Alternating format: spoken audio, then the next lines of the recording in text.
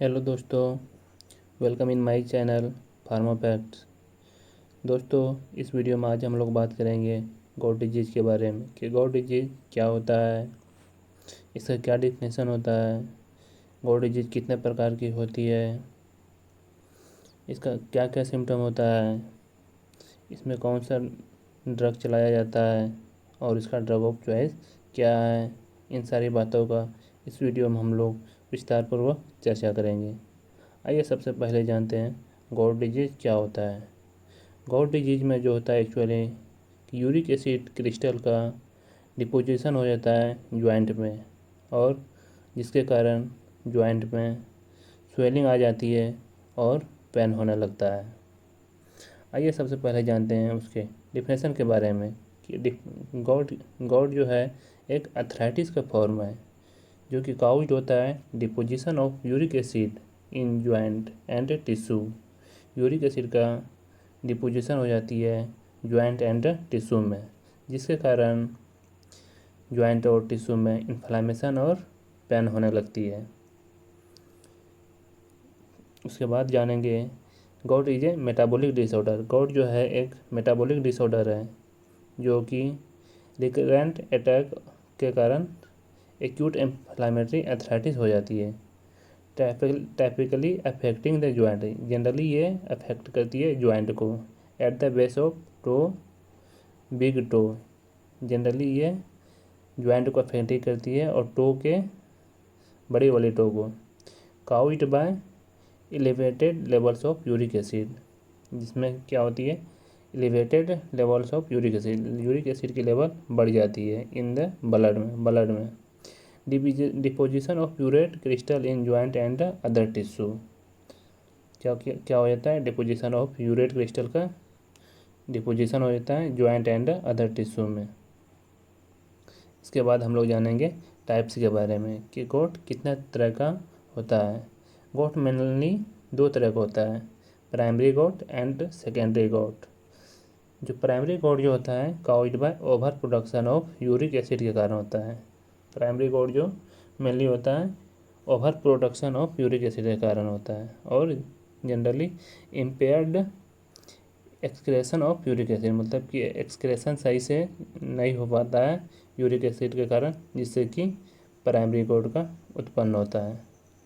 आइए हम लोग जानते हैं अब सेकेंडरी गॉट का क्या काउज है। Occurs due to other medical condition, ये जो होता है बहुत सा मेडिकल कंडीशन के कारण भी ये सेकेंडरी गॉट हो सकती है, और medication leading to elevated uric acid level, और जैसे कि हम लोग बहुत सारी दवाई खाते हैं उसके साइड इफ़ेक्ट के कारण भी हमारे शरीर में यूरिक एसिड लेवल का एलिवेशन हो सकती है, जिससे कि हमारे शरीर में सेकेंडरी गॉट उत्पन्न हो सकता है। आइए अब हम लोग जानते हैं उसकी एटियोलॉजी के बारे में कि गॉट का क्या एटियोलॉजी है। Got is primary caused by elevated level of uric acid. Got में मेनली क्या होता है यूरिक एसिड का लेवल का एलिवेशन हो जाता है इन द ब्लड में, एक कंडीशन नोन एज, जिसको हम लोग हाइपर यूरिसेमिया भी बोलते हैं। क्या होता है यूरिक एसिड का लेवल का एलिवेशन हो जाता है ब्लड में, जिससे कि हाइपर यूरिसेमिया का कंडीशन उत्पन्न हो जाती है। अब हम लोग जानते हैं this can result from genetic factor, जो कि जेनेटिक फैक्टर के कारण हो सकती है। लाइफ स्टाइल चॉइस के कारण भी हो सकती है, जैसे कि हम लोग डाइट, जैसे हम लोग खाना खाते हैं, हम लोग साफ़ सुथरा खाना और लो प्यूरिन लेवल का खाना चाहिए, जिससे कि ऐसी स्थिति उत्पन्न नहीं हो।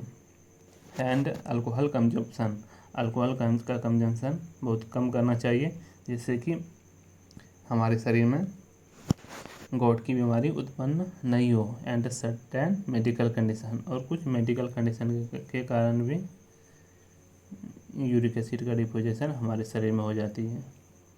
आइए हम लोग जानते हैं उसके पैथोफिजियोलॉजी के बारे में कि उसका पैथोफिजियोलॉजी क्या है।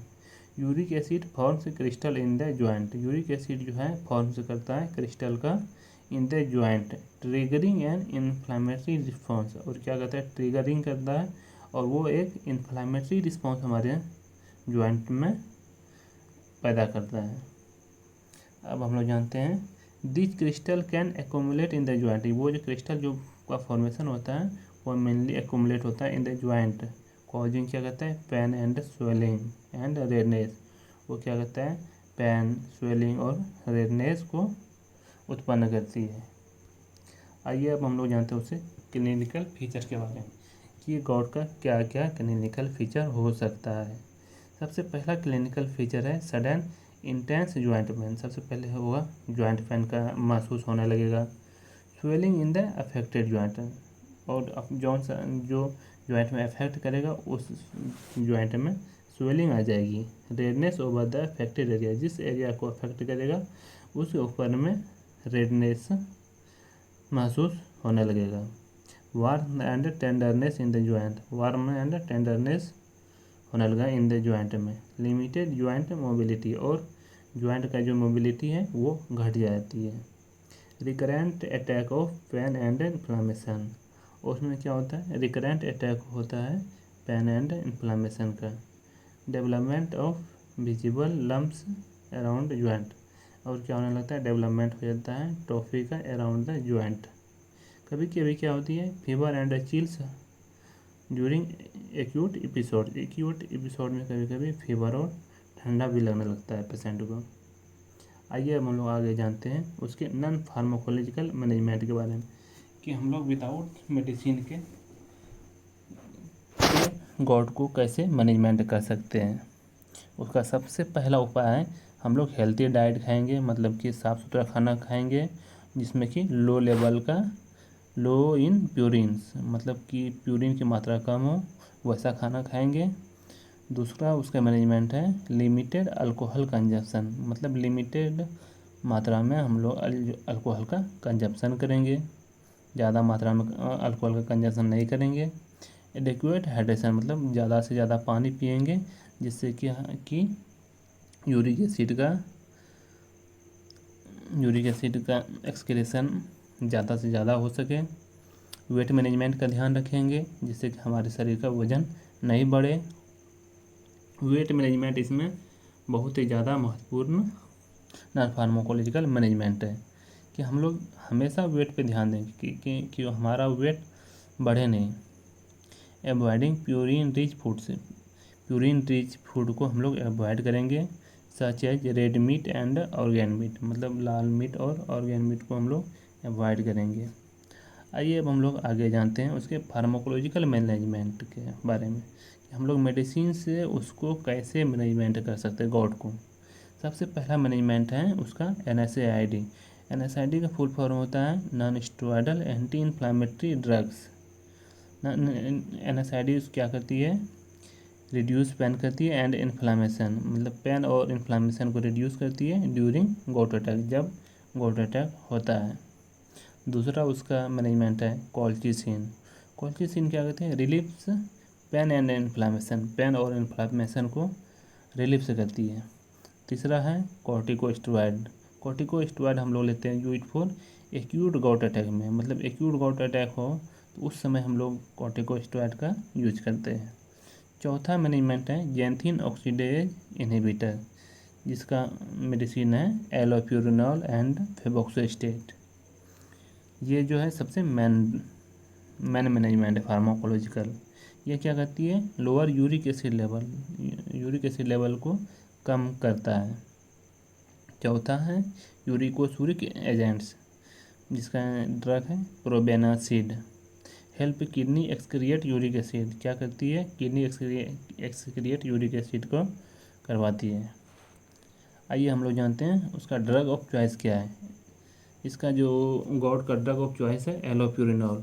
Obtain the first line drug for long term management to lower uric acid level, मतलब फर्स्ट लाइन ड्रग जो है इसका एलोप्यूरिनॉल, जो कि लॉन्ग टर्म यूज कर सकते हैं यूरिक एसिड लेवल को घटाने के लिए। रिमेंबर इंडिविजुअल केसेस में very and it's crucial to consult a healthcare professional for personalized diagnosis and treatment.